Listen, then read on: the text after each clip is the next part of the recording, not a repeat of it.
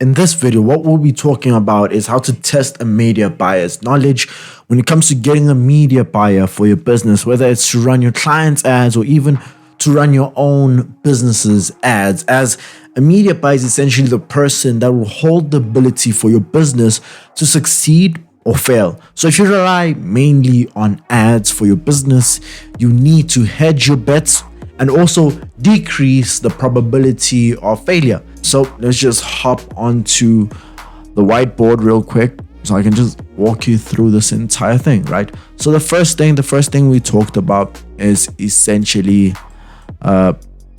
testing, right? To test, you need knowledge. Wow, knowledge, yeah.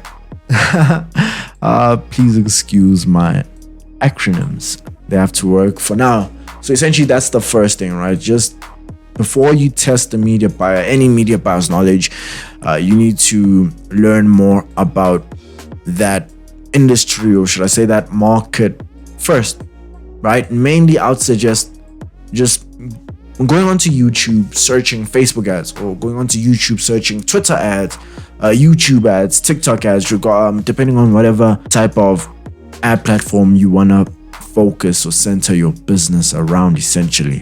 So essentially after that, it's actually understanding how to actually separate people who are legit from people who aren't legit, right?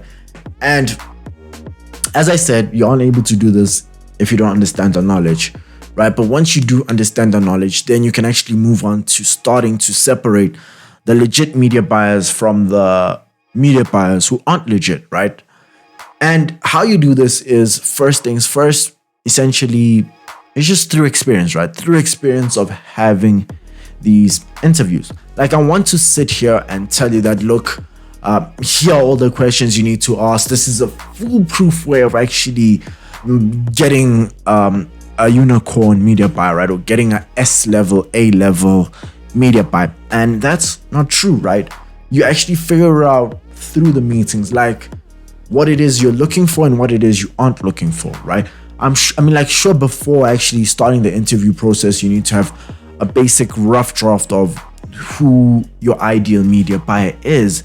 But the more meetings you go through, the more you adjust and hone in on who your ideal media buyer is, how to ask questions, all these sort of things, because sometimes nothing beats experience, right? Even though experience isn't everything, nothing beats experience, right? Sometimes you just have to learn the hard way, which is through sitting through the interviews, right? And while you're in the interviews, the next thing is actually just getting their case studies and having them explain their strategy to you, right?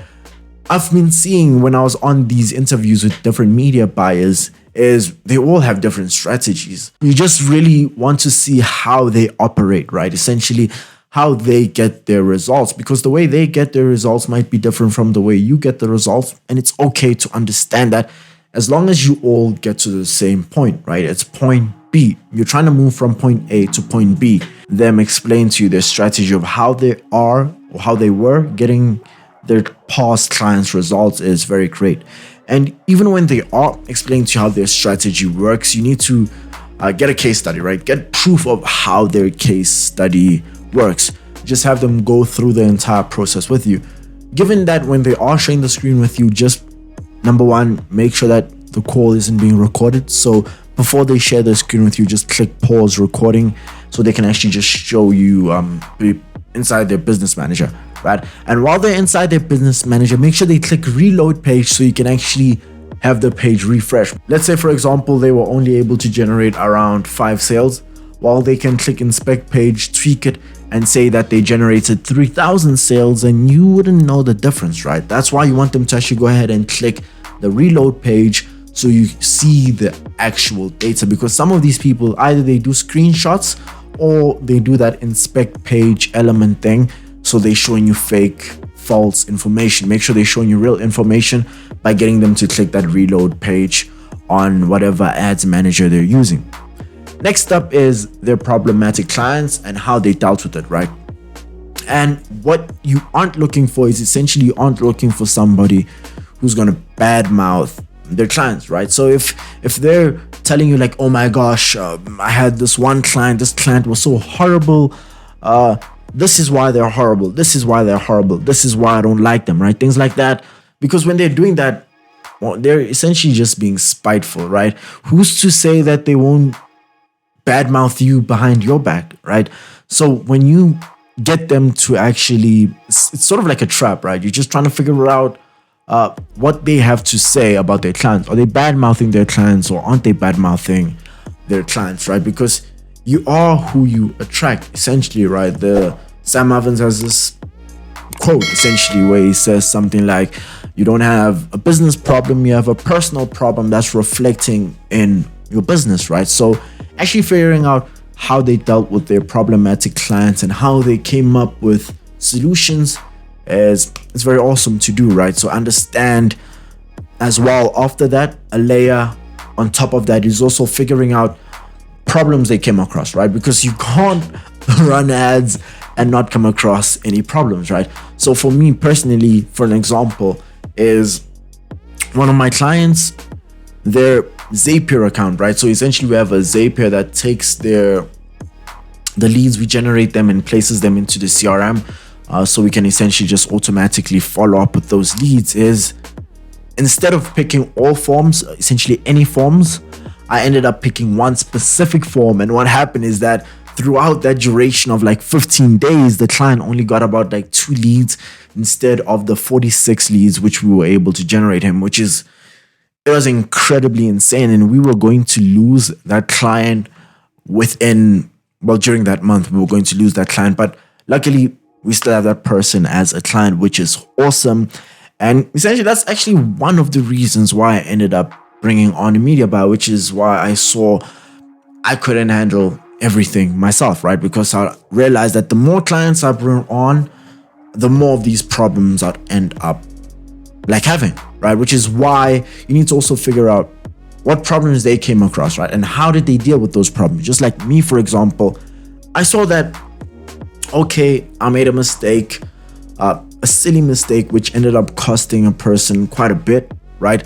Because if you aren't following up with leads within 5 minutes, then the chances of them ever converting, like, it decreases by around 60%, which is insane. So much so that what I did for the client is essentially just tell him that, look, I'll take 20% off of the retainer because I am the one at fault. And you need to claim ownership and claim responsibility, and them as a media buyer need to claim responsibility of their client's result. You need to understand that your client's success means your success. The higher your client's success, the higher their revenue, their sales will be when it comes to the media buyer themselves, right? So for example, let's say a media buyer is running ads for e-commerce business, right?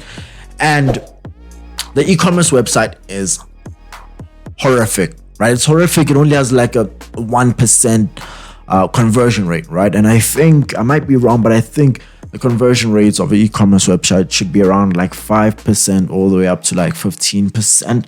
So as a media buyer, what you could do essentially in a situation like that is just sit down with, or what they could have done if they ever faced a problem like that, is just sit down with their e-commerce client and just tell them that, look, your website is not converting the way it should.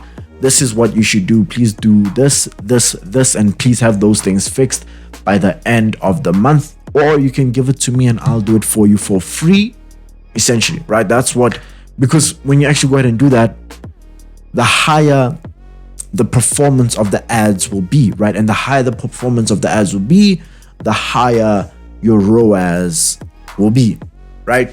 Second last thing is essentially just figuring out their personality, right? And have them fill in some personality forms. Some personality forms, essentially things such as the Myers-Briggs, the 16 personalities there. They're quite a bit. I've gone through them all myself except for one. And you'll find all of those links down in the descriptions below. Just click them, save them, like bookmark them, so you can actually send it out to those media buyers in the interview, right? And also a bonus, have yourself go through those personality tests as well. Figure out more about who you are, because what you don't want to do is bring on somebody who is you, right? So for example, I am an INTJ, and I have no intention of hiring another INTJ until there's a need for me to hire INTJ, essentially, right? Which could be anywhere from 1 year to 2 years from now, essentially, when I have a 20 to 30 person team. You don't need another one of you. What you need is somebody who's the exact opposite of you, right? Because in business, you have strengths and weaknesses. And the only way to kind of balance it out, right, is essentially just get somebody who will fix your weaknesses, right? So your weaknesses are probably somebody else's strengths. So just get somebody who has your weaknesses as strength.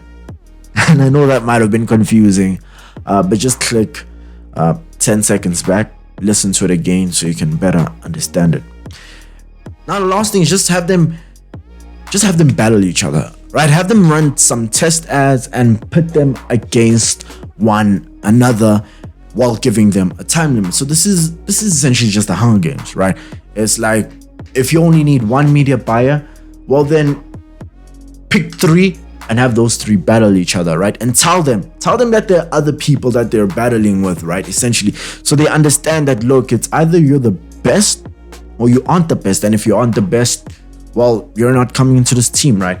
And essentially what I mean by this, you can just have them run some test ads. And by test ads, I mean you could give them one of your clients, right? Of course, what I'd suggest you do is tell your client what's going to happen in case something bad happens.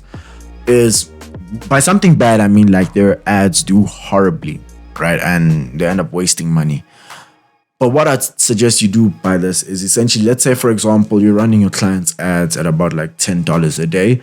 Then what you do is, I don't think that's enough. So for example, let's say you're just running your client's ads at about $50, right? What you can go ahead and do is just give them, for example, $10 each for 2 days. So for 2 days, I mean 48 hours. So essentially that's about $20. You just give each of those people $20. So essentially, if you have 3 media buyers who are putting against each other, each of them will get $20 ad spend to work with.